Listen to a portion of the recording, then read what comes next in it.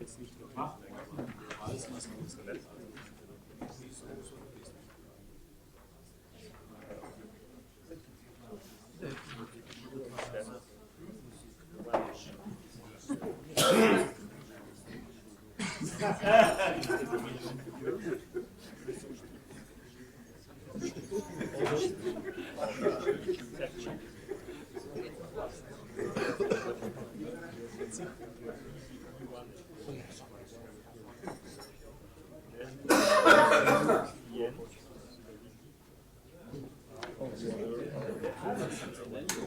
Begin the next one. Here, Alaska prevents uncontrolled and inverse problems for the situation on graphs. Thank you. So I would like organizers for inviting me, and I would like to talk about control and inverse problems on graphs. So I will not repeat definitions. So we consider a graph which is tree, graph without cycles. I will say something about more general situation, but first I will start with a tree, and we consider the wave equation defined on edges with standard conditions on inner vertices plus continuity conditions on inner vertices, and with non-homogeneous Dirichlet boundary conditions on outer boundary vertices. And we will consider two cases when this control applied at all boundary vertices, or it may be applied at all but one. And we introduce so-called optical diameter of the graph, so it is a maximum of distances in this optical matrix between boundary vertices. And for the case when control applied at all by one boundary vertices, we measure maximum of this optical distance between these uncontrollable vertices and all other boundary vertices. Is your gamma a 3 or? Yes. Okay. Sorry? It's a 3. It's a 3. Yes. This is for 3, yes. And because the path is unique, yes. And we are able to prove two controllability results about exact controllability. So if all boundary vertices are controllable, we can prove that for any prescribed two functions y and z, we can find a control such that we can drive our system from zero, from rest to the given terminal state. And this is true for any t greater and equal than optical diameter of the graph. And if control one of the boundary vertices is fixed, then we can also prove exact controllability result, but for larger t. It is clear. If we have one interval, then such a simple string is control. If control applied of two edges, then the system is controllable for the time which is equal to optical length of string. When one boundary edge is fixed, then we need twice more time to achieve this result. So such kind of problems were the subject of interest for a long time. And for instance, there is a monograph of Lagnese, Legering, and Schmidt when you find a lot of results for much more complicated system, connected networks. People didn't call this system quantum graphs at that time. They called it networks, elastic networks of strings, beams, and so on. And this book contains a lot of results about elastic networks, about modeling, controllability, stabilizability of such system. But our result provide sharp time estimate of time controllability, with important for solving of inverse problems. And if control is not applied to two or more boundary vertices, so if two or more boundary vertices are fixed and we're trying to do something manipulating less number of boundary vertices, then generally system is not exactly controllable, but it may be spectrally controllable. Spectral controllability means that the reachability state space of the system contains all finite linear combination of all eigenfunctions of the system. So eigenfunctions is solutions to this spectral problem.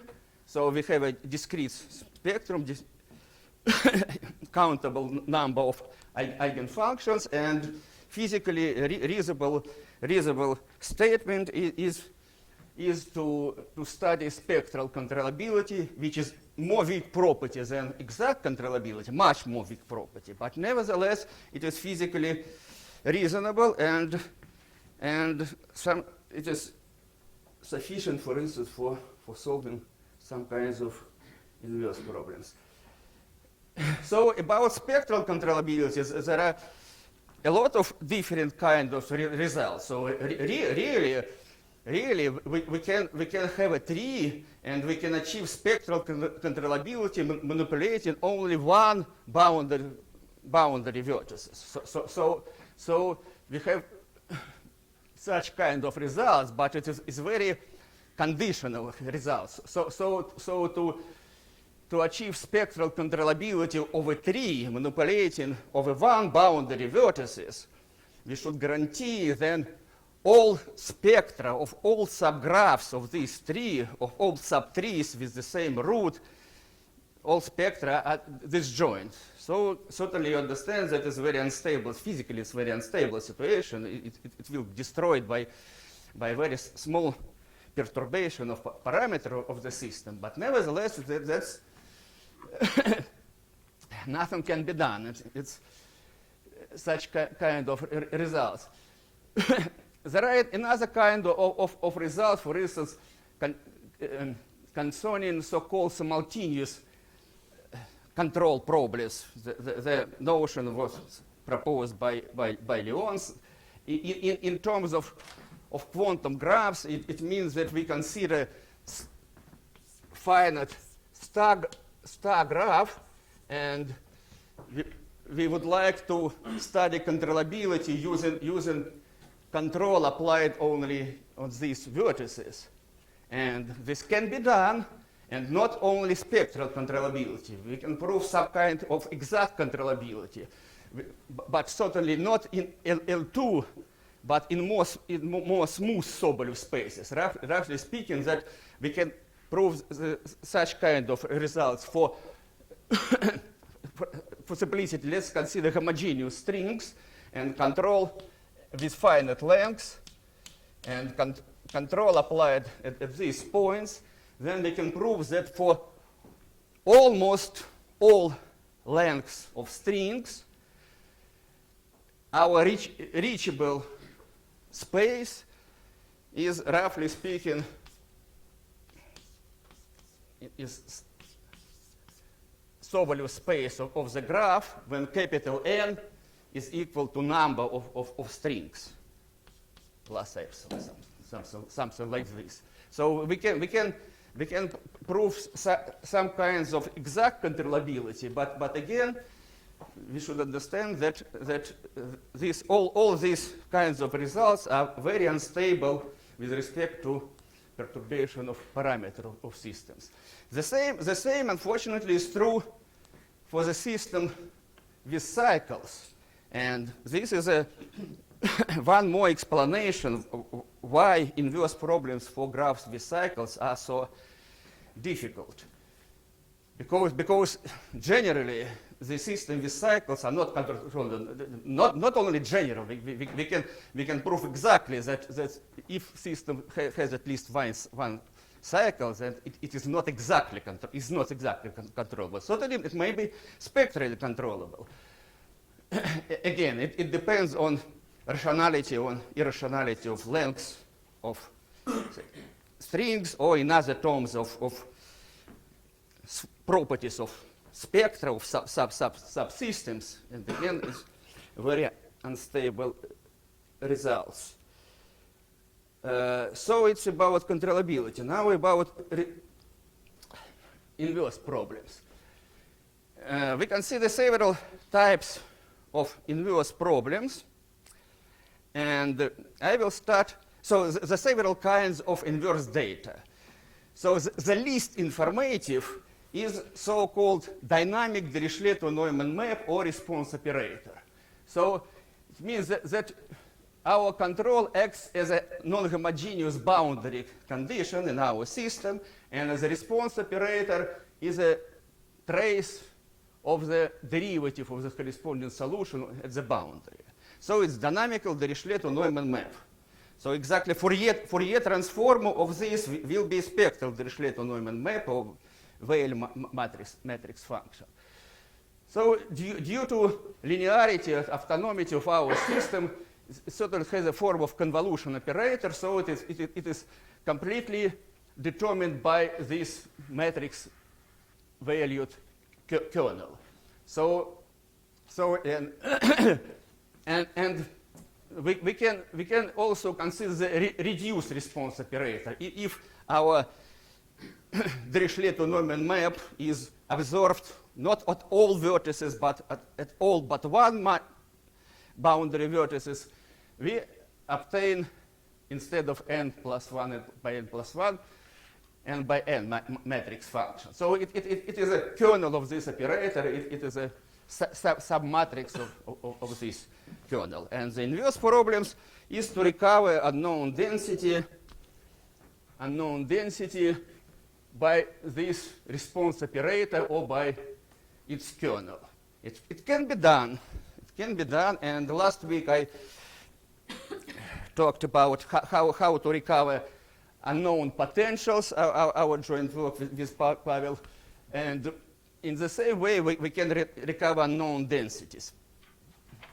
And so if we use this matrix kernel, we can recover what's important, not only unknown density, but all topology of connectivity of this matrix, topology of graphs, lengths of edges together with unknown coefficients.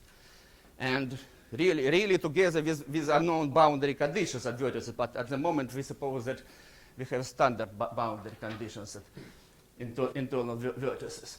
So if we have this whole matrix, we can completely recover all the graph with all unknown coefficients. If topology is known, then the lengths and the edges, the lengths of the edges and the densities can be determined only using the diagonal part of this response operator, of this matrix function. So exactly how many functions are known and how many functions are known, and the number of unknown equal to the number of unknown functions. And the similar statements are valid for reduced kernels. So if you have a reduced response operator, which again, the Dirichlet-Neumann map, not on the whole boundary, but excluding one vertices, we can prove the same results, but time is greater. Time is exactly equal to the time of exact controllabilities. So the several close results to this. So 2 papers of Brown and Weikert, Belyshev, and improved version Yurko, and tomorrow Professor Freiling will talk about new results there. And our results about recovery potentials are now you can be found as a preprint of this institute. And so comparing with results of Brown and Weikert and Yurko, roughly speaking, they recover only unknown coefficients, but topology is supposed to be known, and the length supposed to be known. Belyshev and Vakulenko, they recover the whole graph, but they use the translated to this data, they use the whole matrix to recover the graph and coefficients, then do not prove these results that it can be coefficients may be described by small information and what is interesting to know that Belyshev certainly is one of co-authors of boundary control methods. They use also boundary control approaches as we do, but his proof are much more complicated. But our proof is sufficiently. When you say graph in this theorem, do you mean tree? Yes. All these results about trees. So sorry. Yes. Thank you. All these results about trees because you understand that we can at the moment we can say almost nothing in general situation about Schrödinger operator on graphs. And several words about our approach. So our approach is based on so-called boundary control methods, which was proposed in St. Petersburg mathematical schools in the end of 80s. And it proves to be very useful and very applicable to different kinds of inverse problems of mathematical physics. Originally, it was proposed for solving multidimensional wave equation to recover unknown density, but it turned out that it works for Schrödinger, Maxwell, and a lot of different equations, and it is a natural generalization of the classical Gelfand-Levitan-Crane-Marchenko approach, one-dimensional approach. And we except this dynamical Dirichlet-Neumann map, we can use different kinds of inverse data. So we can use so-called spectral data, traces of eigenfunctions and eigenvalues. And it is clear that if we know spectral data using standard Fourier method, we can recover dynamical response data. But the converse statement is also true. Using the dynamical response data, we can recover spectral data, but it's far from trivial result. It is one of achievements of boundary control methods. That really, these data are equivalent to knowing of dynamical response operator for T sufficiently large, when we have controllability.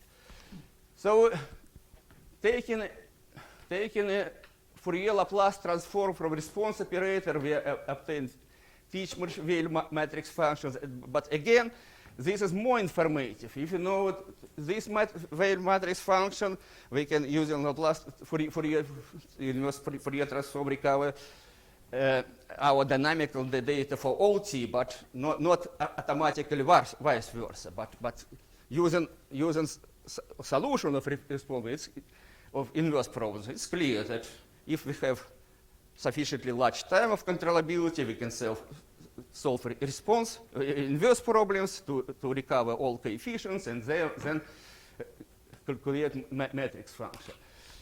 Okay, we can use scattering matrix, and what is interesting, we can use instead of wave dynamic, we can use another type of dynamic. We can use heat dynamic or Schrödinger dynamic, and it's interesting that this equation possesses infinite speed of propagation of solutions. So controllability, if we prove controllability, then we prove controllability for arbitrary positive time. And there are methods, so it is better to work with wave equation, to use in some propagation of singularities and so on. But there is a standard technique how to prove controllability of heat, a Schrödinger equation, if we already proved controllability for the wave equation. But what is more interesting, that using this response data, we can recover spectral data. And again, this is a result of the boundary control method. And if we know spectral data, we can use any dynamic.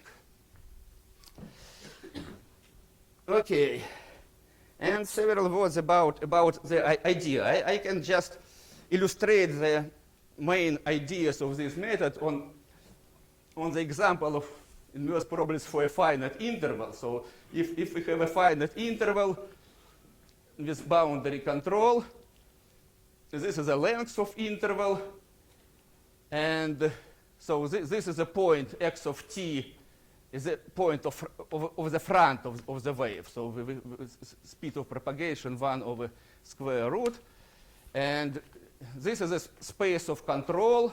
This is our inner space of solution of our system, and this is a space of local solutions. And so this is the method is based on connections between controllability and inverse problems. So this is an idea of Rudolf Kalman, who claimed that if system is controllable or observable, it is identifiable. And he did something for finite dimensional linear system in this direction, and this is an attempt to realize his ideas for partial differential equations. So in this one-dimensional situation, controllability is a very simple result. So result, we can prove that for this control operator is boundary invertible. So any function is achievable. Okay, and it is a response operator, dynamical Dirichlet-Neumann map. And the main role in this approach is played by so-called connecting operator. Connecting operator is this. So it is observation operator is control operator. It is interesting to know that adjoint to this operator is exactly famous operator lambda, which plays a crucial role in Hilbert uniqueness method of Lyon's. So it is really the same operator, just adjoint to this operator.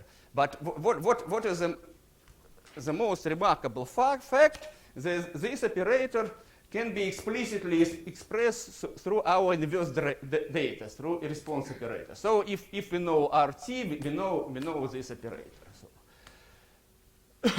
and it's called connecting because it connects matrix of outer space, or space of control, with matrix of inner space of solution, or waves.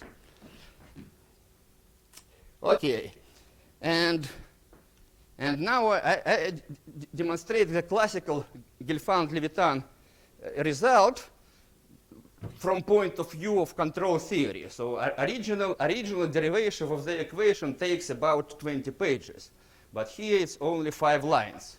And what is important, it works exactly the same way in multidimensional situation for graphs, for Schrödinger equation, for heat equations, So in this situation, let us consider two functions, 1 and x, so they harmonic functions. And let us find control such that solution exactly coincide with harmonic function. So certainly wave is achieved, so we have finite speed of propagation. And it is easy to prove. We can exactly obtain easily exact equations for corresponding controls. So they look like this. Especially this is simple.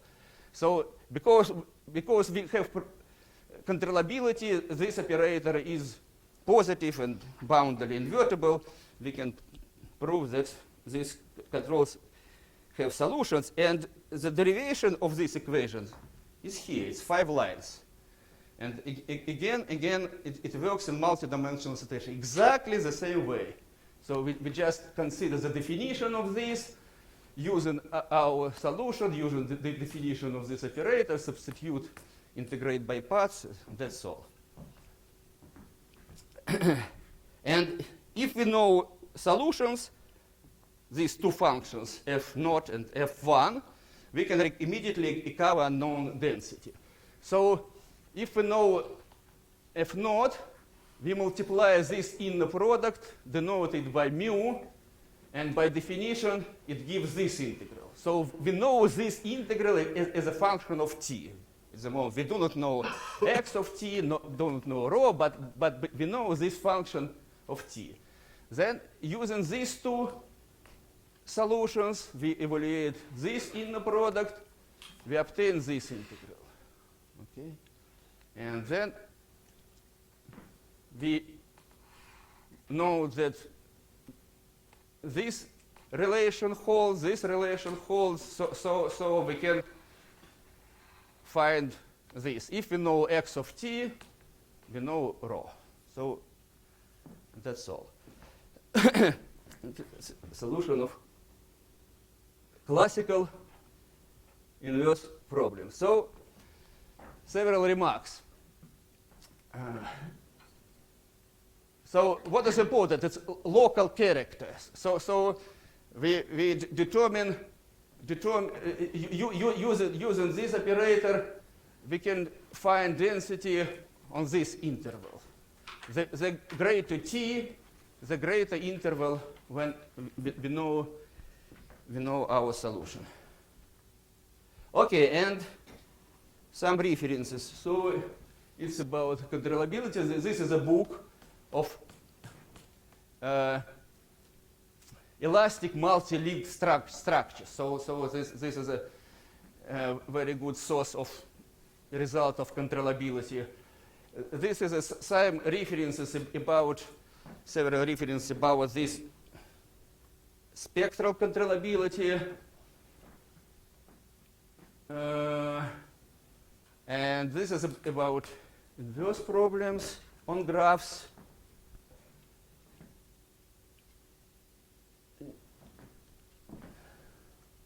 Yes, and our preprint now you can be found, and several more papers are just in progress.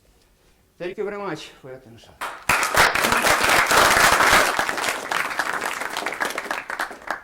Questions?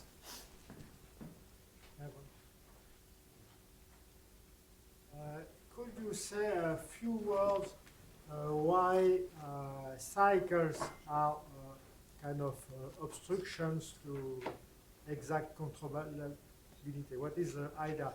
It's linked with a solution Yes. with compact support? Yeah, exactly. So if there is no solution with compact support, Yes. you can expect There are solutions which are not observable on the boundary.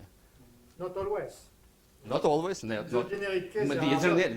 yes. So yes. you can have controllability, exact controllability. But in generic case, in any case, that badly observable. So, therefore, we do not have exact controllability. For any cycle, you can put any finite number of controls. You do not have exact controllability.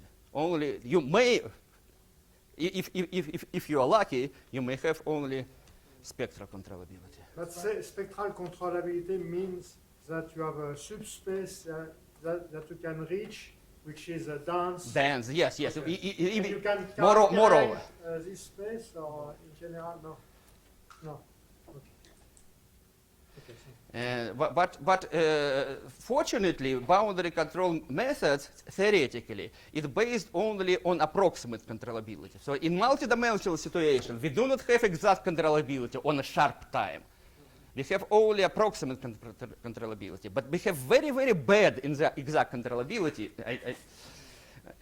But nevertheless, it is sufficient to prove uniqueness But the- theorem in inverse problems. The approximation become better if you have a longer time interval, or You see, if you have a large enough time interval, you may have and typically have exact controllability. But the point is that boundary control approach based on controllability at sharp time. So it means that if we have multidimensional situation and boundary control, that at time t, this is layer with filled by waves. And the result that the reachable set should be dense in L2 of this omega t. And this is only dense, but never coincide exactly with this. But this is the fact which we need for application of boundary control method. More questions? Thank you again. Thank you. Let's talk in 10 minutes. 10 minutes to